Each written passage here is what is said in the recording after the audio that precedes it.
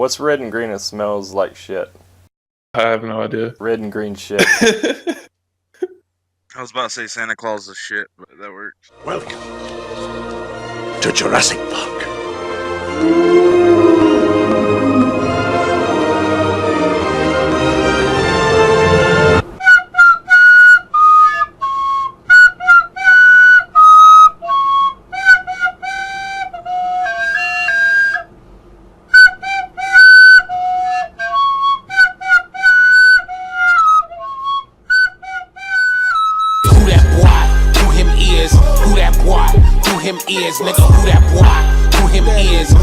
I'm Taylor Miller. Everybody calls me Miller in the group.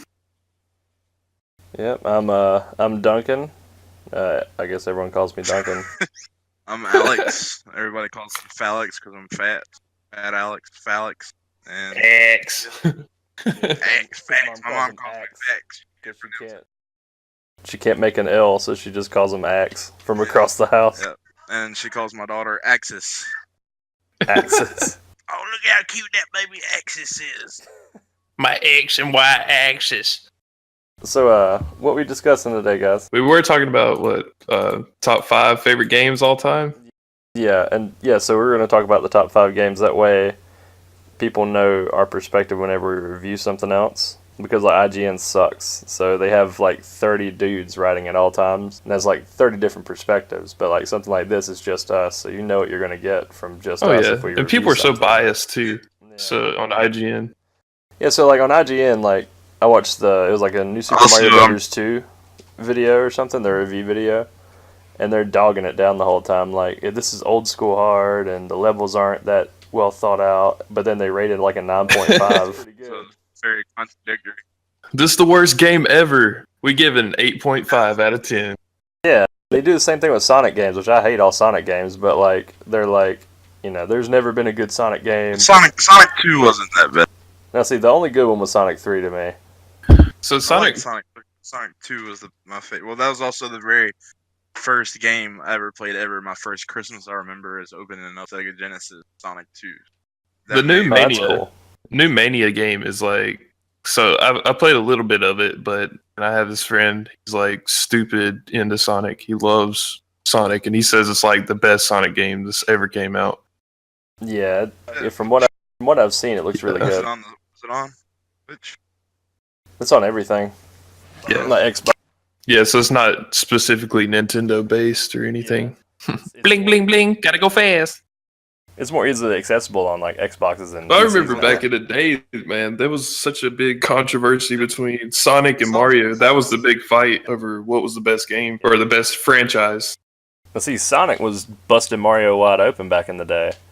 And then Mario went 3D. With Super Mario 64. Yeah. The world changed, Fucking getting all the stars and then launching out the cannon and meeting Yoshi on top of the castle and getting like 99 loves. That was great. That was great. Then whenever Sonic went 3D, Terrible. it was like, Oh my god. it was like whenever What was the you one cloned that came out for GameCube where you had to like? It was like No, it was Dreamcast. you like was it It was Dreamcast? Dreamcast. The first one. Yeah, with that big ass heavy controller that you couldn't even hold in your hands. Yeah.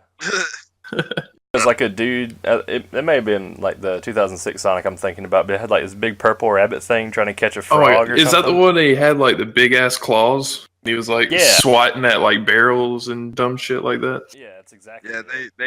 they were. It's like they sandboxed everything. They were just trying to throw ideas out there, but instead of like going and like seeing what would be best, they just kind of published it every time they did it. Like, oh, this is cool, so we're just gonna put this. That's what happens when you have like fast deadlines that you need to meet. Yeah, Mass Effect. Oh, we need to make the best game ever, and then oh yeah, we got a deadline, needs to be done by next week. Man, there's so many games that were cutting corners, man. Like Call of Duty. Don't get me wrong, I'm a big fan. They come out with a new one every year. Yeah. So they have a year to make that game, and they basically it's the same shit with different graphics.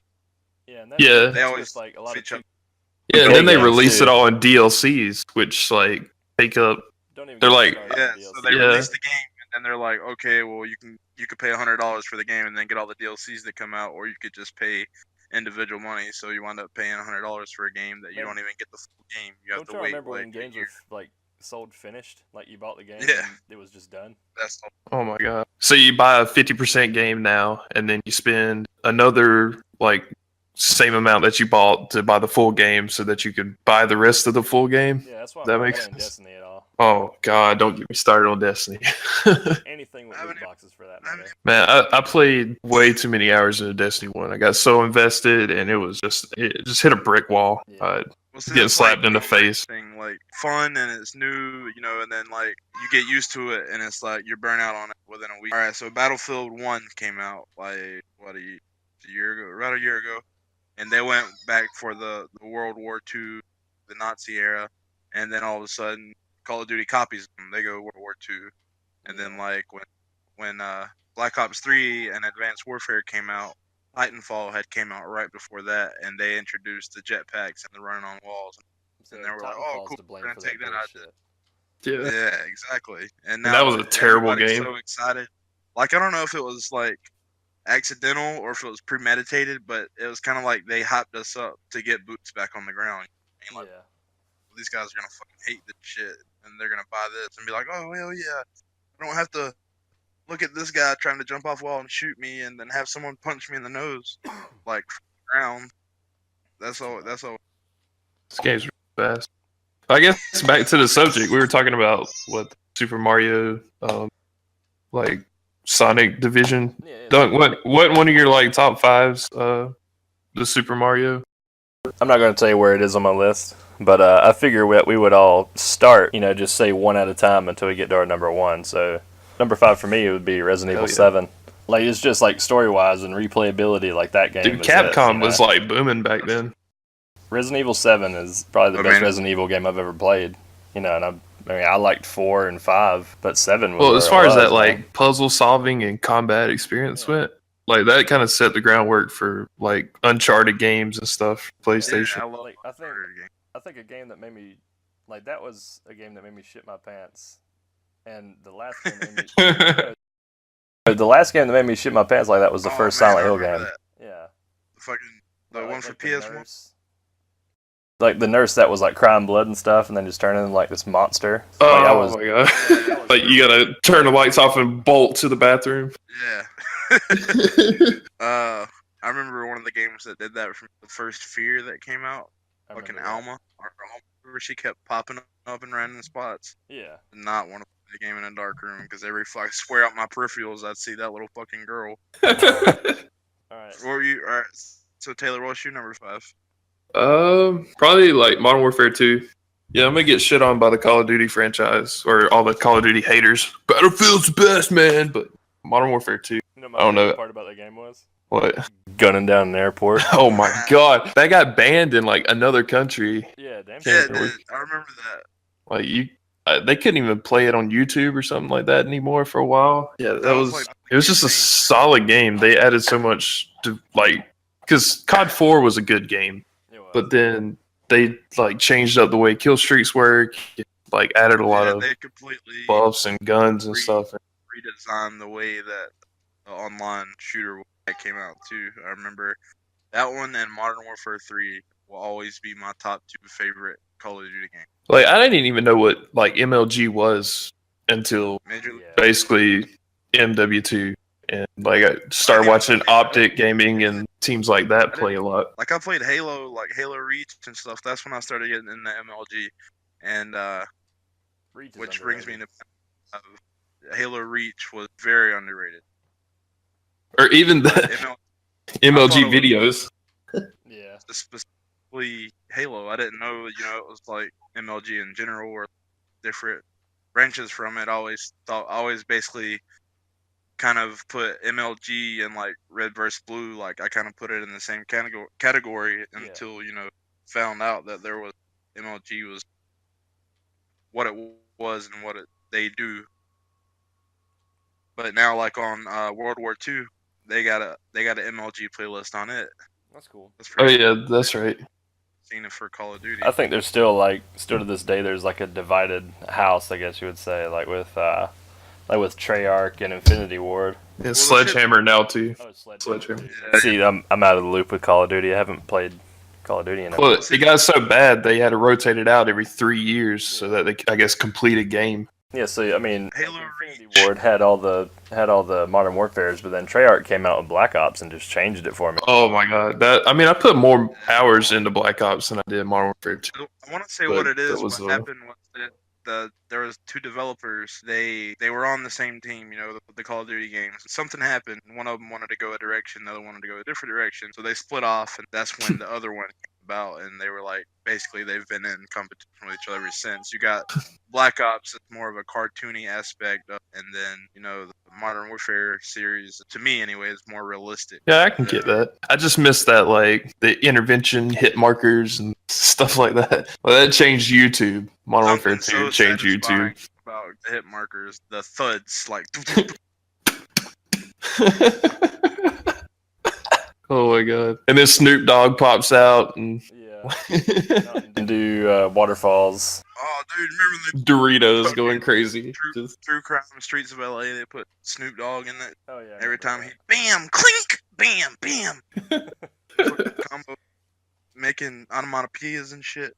Phalix. Yeah. What's your number 5? My number 5 was Halo Reach. Halo Reach. Yeah, we were I just know talking if about that. That Taylor was talking about in my number 5 with Halo Reach.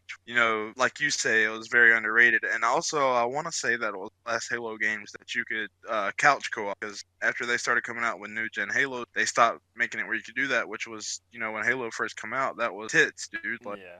you could sit on a couch and play through campaign with your buddies, and also you can do LAN parties and stuff like that, like kind of like with the Gears of War series. oh man. Yeah. Yeah, I can remember going to like sleepovers with like TVs in different rooms and like we're all doing a big LAN party for Halo, stuff like I that. don't know what happened, man, but like split screen's becoming obsolete. yep. It's, Because like I mean, Rocket League, like that's a game that you can still do split screen on, and I can't think of. it's rare to find. They don't really like. What was that? Damn, what was that game? Kane and Lynch. Oh yeah, I remember Kane and Lynch. Kane and Lynch. That was a really good. And Army of Two. Those were really good. Oh man, I remember those games. Me and my brother played Army of Two forever. I wasn't as big into Reach though as I was like Halo 2 and 3. Those were like Well, the thing about Reach with me, like, I don't know if it was the fact that I sucked or I wasn't in online, 1 and 2. But whenever Reach came out, I was just getting internet and learning about the online gaming world. Yeah, that was one of the first games that had loadouts and stuff. Like you can customize your own person. yeah. Exactly. You didn't have to go to a tunnel and pick up a gun or something. Exactly. Basically, my game mode was SWAT. It's one shot kill. I run around with the BR. Assault rifle was terrible, man. It'd take like 3 clips to kill Well, somebody. fuck, like it just spread all over the place. And I guess that's the only thing that I complained about Halo. Like I used to love it until I got into the Call of Duty series because like Yeah. aiming down sights and stuff like that was just a big changer. With Call of Duty, like you had so many options to choose from, but Halo's weapon choices, like it didn't even scratch the surface with how many guns that Call of Duty had. Yeah, true. But it did keep a level playing field for when you were in competition and stuff. There were no strictly overpowered weapons. Yeah, unless you had the fucking sword or something. But even then, you had to get up close and do an actual hit. Yeah, so fuck anybody that had the sword or the hammer. But whenever I had the sword or the hammer, it was okay. No one could have this except for me. Yeah. Man, you remember Griff Ball? Oh, dude, I actually love Oh, Griff. God, yes. Like, Yeah, it was fun. and then I want to say Reach was I don't know if it was the first one, but I know the custom forge where you could forge. your own. Yeah, I remember that. That started in 3. And you could actually upload other people that they had made and Yeah. obstacle courses, all that good. Pretty fun. Oh yeah. But yeah, Reach. Me and Chris Kite, me and him went through. Basically, we would join in SWAT, and we'd be on like 4v4 is how SWAT was, and we'd join in, and 2 of our teammates would always either lose connection because I always had a shit NAT top, or either like they would start losing and then they'd back out. So me and him would stick. So it'd be 4v2 or 2v4. Us 2 against 4, and they have less to shoot at, and we have more target. We just wreck shot. They got to the point where they wanted like 2 people to go one way and 2 people to go one way. So 2 people were trying to get me and 2 people were trying to get him. and it would always work out to where he would find the people, and there's this split second that you can hear the enemy, and every time it's like, what the fuck? Like you hear him like raging. Dashboard, bitch. Yes. Dashboard. How does he headshot me every time? My head wasn't even over the hill all the way. Yeah, I'd dashboard so hard if that happened. Just prevent it like a loss going onto your record. I don't know why I was so invested in stats. I don't really care anymore. Man, like I just kind of wish the alt from Counter Strike was in every shooter. Oh my god, one hit kill everything. I used to love Yeah, quick people- scoping. That's like all I would do. Shit's fun once you figure it out, but all that 360 quick scope, kill cam, jump off the map shit, people love that shit. That shit. That's I'm like like, where 2000 are you? shit. Yeah, YY spin arounds, like throw tactical knife, no scope, headshot. Sympathy for the Devil starts Yeah. playing. And then you hear like that 10-year-old just screaming in the background. Oh my god! Yeah, I did yeah. it! Oh my god! I fucking see it. Mom! Mom! I did it! I did it! What the hell you screaming at, son? It's old poltergeist on the Caroline. Yeah, we're detoured. All right, Dunk, what's your... I guess we're going into what, number 4 now? Yeah, number 4. I'm gonna do Pokemon Fire Red and Leaf Green. Pokemans! It has to be Fire Red and Leaf Green because there's a lot of reboots for games, but there's only a few people that actually nailed it, and I think Fire Red and Leaf Green nailed it. They added some extra stuff and it just worked. This wasn't just like a reskin or something, it was a completely recreated game, and it made Red fun again, you know, because after a while you play Pokemon Red, Blue, or Yellow, and it just gets monotonous. I mean, the replayability is still there, but like Fire Red and Leaf Green was like a breath of fresh air. I kind of got out of the scoop for Pokemon like after Game Boy Color, I think. But like I don't know, I started picking up back into it. I played X, Pokemon X, and that was a pretty damn good game. Well, see, I haven't got to play none of the newer ones, but I remember the same year that I got Nintendo 64. The first game I got, it was Christmas. Okay, so I had my Nintendo 64, and then we did Christmas at my house in Denton, and then on Christmas morning we would do at my grandma's house in Hazelhurst, and we did Christmas at my house, and I got a Game Boy Color, the Pikachu edition. Oh, you bastard. It came with Pokemon, and I remember being so fucking happy about it. And then I remember opening my next gift, and it was Mario 6. And so, like, I looked at Mom, and I was like, I don't have an... And the first thing she does is she looks me dead in my eyes, and I'm like probably 10 or 11, something like that. She looks me dead in the eyes, and she says, "Fat." And I was like, what? And she was like, supposed to open that one until we had it at your nanny's house. And like, I just started getting super excited, like I forgot about everything. I was like, fuck yeah, I'm getting Nintendo 64. Like being super stoked about it. And like, I don't know, when I played Mario, yeah, you know, it was fun. I loved Mario, but then like on the Game Boy, with Pokemon Yellow, that was the first Pokemon game that I've ever owned. Like, cause I seen like Ivan Cortez and them, they would play it on my school bus, Oh, Ivan. and I'd be so jealous. Like, about it, dude. Like I'd be peeking over the bus seat, like trying to figure out what it was, and I remember thinking it was. And like I finally got it to myself. I don't know. It was just shit that you remember from your childhood, and Oh, you yeah. remember how like Oh, yeah. carefree you were. And it was so dark. You're playing like street by street light while you're like driving. Man, the thing You're like, about Yellow- slow down by the street Like lights. pause the You know, you were stuck with Pikachu the whole beginning of it, and you're stuck with Pikachu for the whole game. Yeah, Yeah.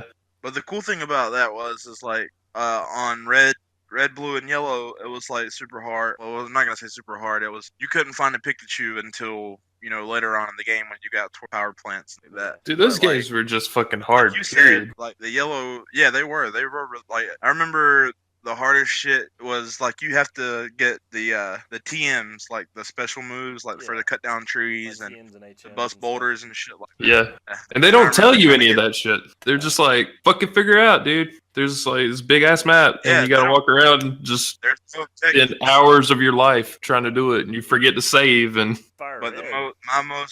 my favorite memory of Pokemon ever is when I worked at Clyde's. I was working graveyard shift, and all of a sudden this sexy man bear pig walking through the door like, Pokemon Go just came out. It was a big hit sensation.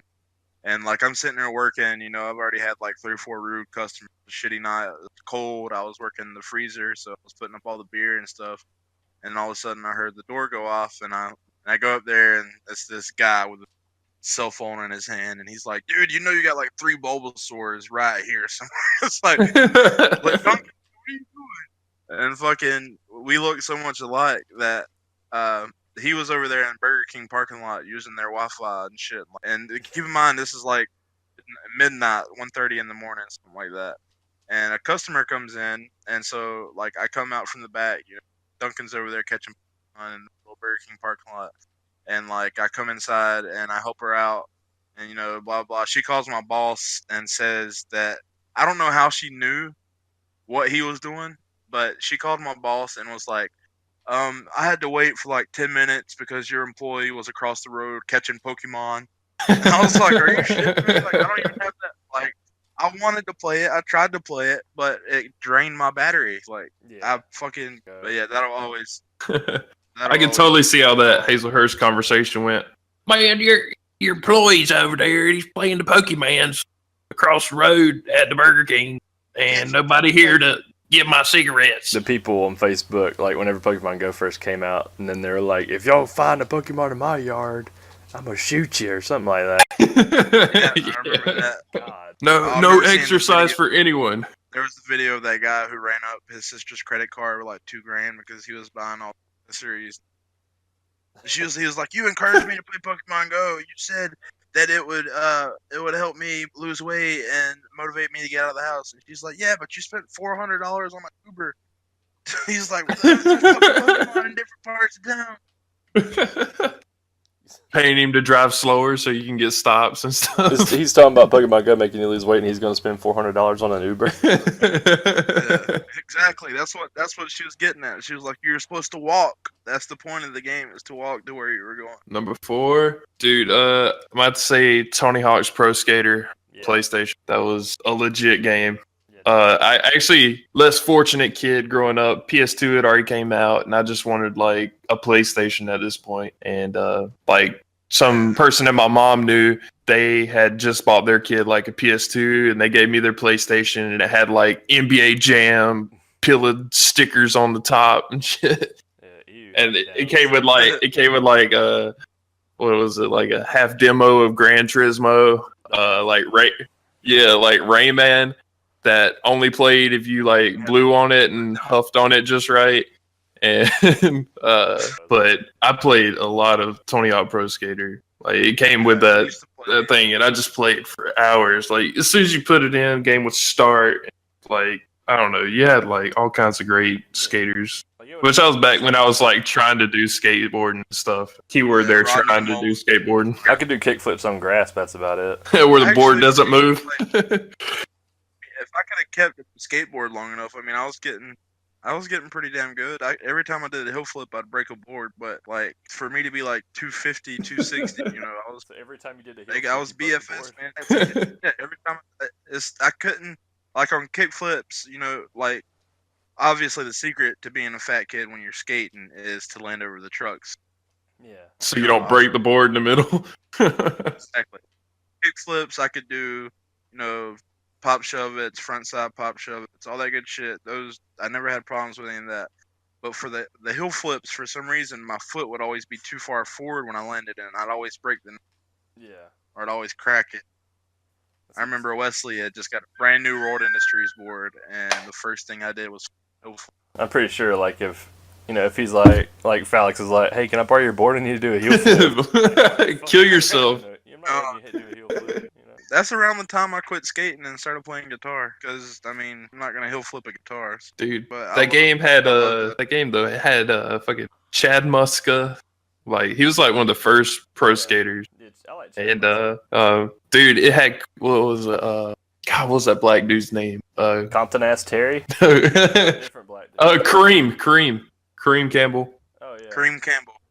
Yeah, dude, he was in that game, and Lucky last. Dude, Roddy Mullen's my favorite skater. Tony Hawk's Pro Skater was a great game, but I didn't really get too much into it until about Underground. Oh yeah, I remember this game. It was really good, and you can play as Darth Maul in it too.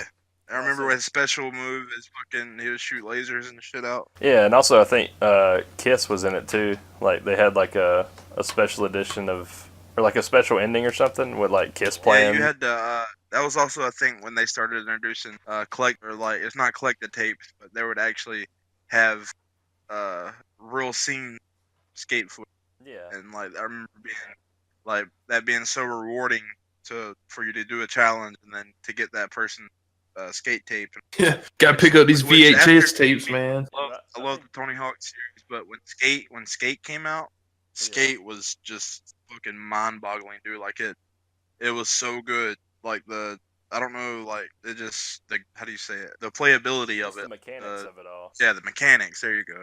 Yeah, It was so, yeah, so it- refreshing. It actually required a skill set to actually land tricks and stuff like that. Yeah, like, Skate was more. You had to. I don't know. It was a big learning curve, but it felt like you were like that's the closest you could do to like actually skating. And they had fucking Jason Lee as the Yeah, Jason trainer. Lee. Yeah, he was in it.